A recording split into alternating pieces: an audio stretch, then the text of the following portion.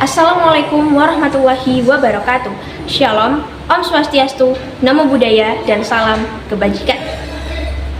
Perkenalkan, nama saya Amelia Umar, perwakilan Lomba Debat Bahasa Indonesia dari SMA Negeri 2 Tanggul, Kabupaten Jember, Provinsi Jawa Timur.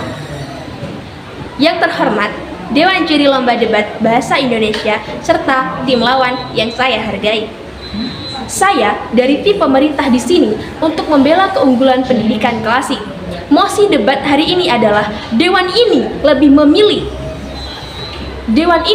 memilih sekolah menengah yang mengadopsi model pendidikan klasik daripada model pendidikan progresif. Saya yakin meskipun zaman terus berubah, pendidikan klasik tetap relevan, bahkan menjadi kompas yang menuntun generasi muda menuju kesuksesan sejati. Kalau kita menengok sejarah, pendidikan klasik bukanlah hal baru. Dari para pendiri bangsa, banyak dari mereka tumbuh dengan pendidikan yang menekankan pada ilmu pengetahuan, logika, retorika, dan juga etika. Hari ini, kita memang sering mendengar pendidikan progresif yang katanya lebih fleksibel dan berpusat pada siswa.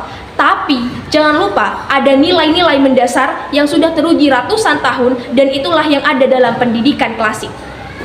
Pendidikan klasik bukan sekedar metode lama, ia adalah warisan berharga yang ikut membangun peradaban. Maka wajar jika kita mengatakan bahwa pendidikan klasik tetap layak dipertahankan. Supaya debat ini lebih terarah, izinkan saya menjelaskan terlebih dahulu definisinya. Yang pertama, tentu saja pendidikan klasik. Sistem pendidikan yang menekankan pada penyampaian, pengetahuan, dan keterampilan lewat cara-cara tradisional, misalnya ceramah, membaca teks klasik, menulis esai, atau latihan soal. Kurikulumnya rapi dan tentu saja terstruktur. Biasanya berisi mata pelajaran inti seperti matematika, sains, dan sejarah. Tujuan akhirnya jelas untuk membentuk karakter, melatih berpikir kritis, dan mempersiapkan siswa menjadi warga negara yang bertanggung jawab. Yang kedua, pendidikan progresif. Pendekatan yang berpusat pada siswa menekankan pembelajaran aktif, kolaborasi, pemecahan masalah, dan eksplorasi. Guru hanya bertindak sebagai fasilitator, kurikulumnya lebih fleksibel, disesuaikan dengan minat siswa, dan biasanya fokus pada keterampilan seperti kreativitas, komunikasi, dan juga kerjasama. Jadi, perdebatan ini bukan sekedar soal metode belajar, tetapi soal apakah kita mau tetap menjaga nilai dasar yang kokoh dari pendidikan klasik atau mau meninggalkannya demi sesuatu yang lebih fleksibel. Dewan Juri yang terhormat, ada 4 alasan utama yang ingin saya sampaikan. Yang pertama, fondasi pengetahuan yang kokoh.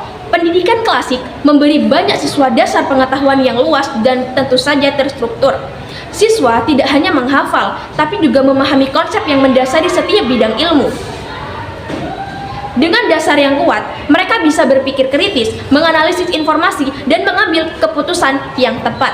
Yang kedua, disiplin mental dan moral.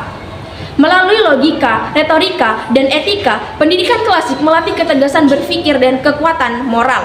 Siswa belajar berpikir jernih, menyampaikan gagasan dengan baik, dan berpegang pada prinsip moral yang kuat.